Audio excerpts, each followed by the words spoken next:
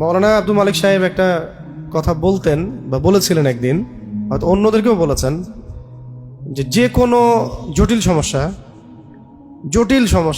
জটিল কোনো হাজত, জটিল কোনো মাকসাদ যেটা মনে হচ্ছে আপাত দৃষ্টিতে অসম্ভব, খুব কঠিন, অসম্ভব, এটার জন্য একটা আমল আছে। তো এই আমলটা খুব কম মানুষই করতে পারে, আমিও করতে পারি নাই জীবনেও। তো আমলটা জেনেছি, জানাই দিলাম আপনাদেরকে, যদি আপনারা পারেন তো করবেন।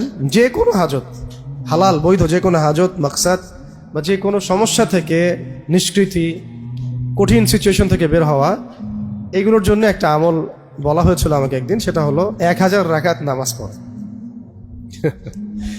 কত রাকাত? 4 করে হোক, 2 করে হোক, 1000 রাকাত নামাজের নিয়াত করে পড়তে থাকা।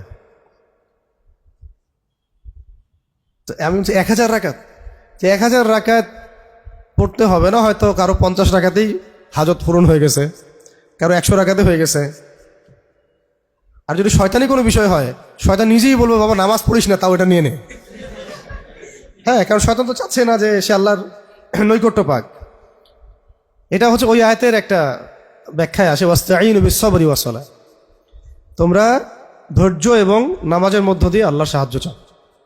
তো 1000 না পারি, আমরা কিছু তো নিয়াত করতে পারি, 100 রাকাত পড়বো।